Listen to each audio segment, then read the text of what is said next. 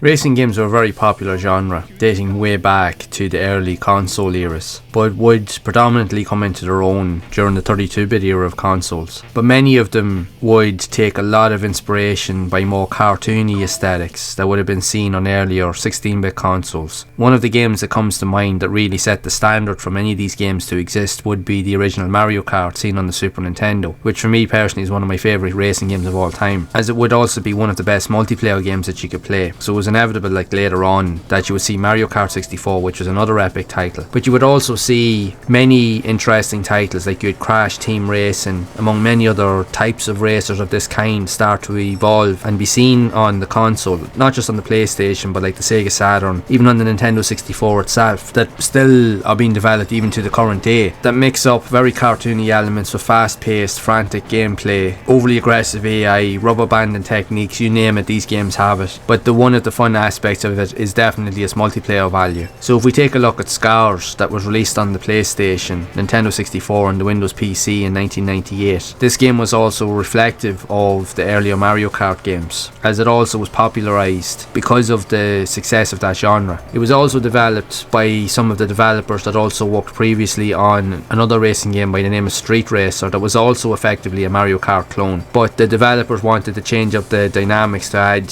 more of the same but add something new that would add in 3D aesthetics. Now, not all of the game is 3D. There are certain elements of the vehicles themselves that you play as have 2D visuals, but they're kind of catered to make them look like they're 3D, but the environments you race in are in 3D. So the game itself, when it was released, it did receive fairly decent reviews across the board, stating it to be, yes, a difficult game, which it is, but it had enough unique quirks that was different from a lot of other games of its kind out there. But definitely where it made up for it was the fact is that it was one of the few games on the PlayStation especially that allowed for 4-player support on split screen if you had access to a multi-tap accessory. So if you had that, it brought the game to life in a whole different way that would only have been previously seen with the likes of Mario Kart 64, as again, on that console you could play using 4 players at any time. So that was definitely the best way to play this version of the game with Scars. And even the Nintendo 64 version also had access to 4-player support as well. So for multiplayer games, it definitely had a lot to cater to groups of players at any given time. So I had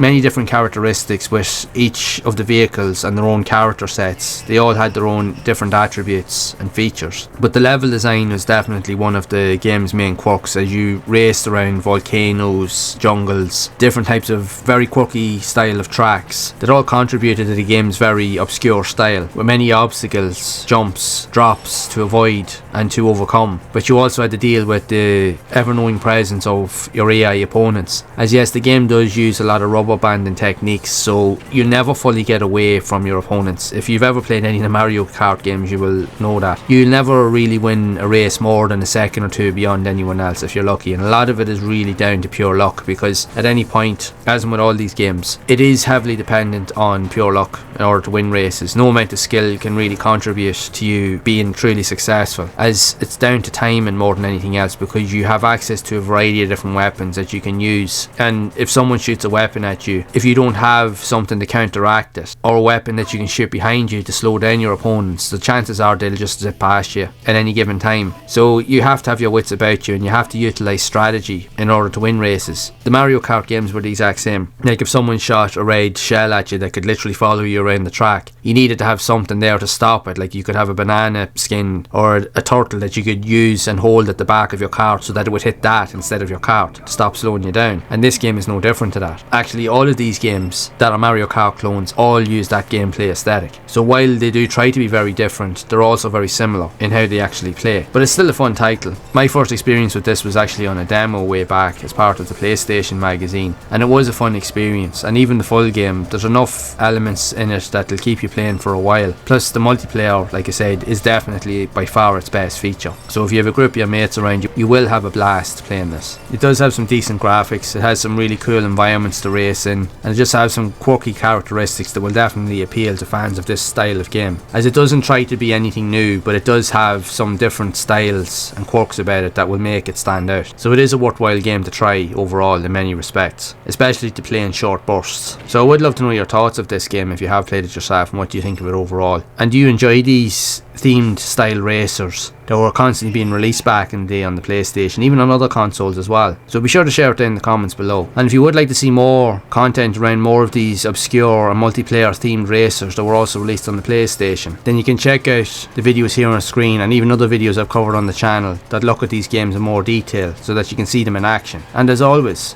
keep those gaming memories alive.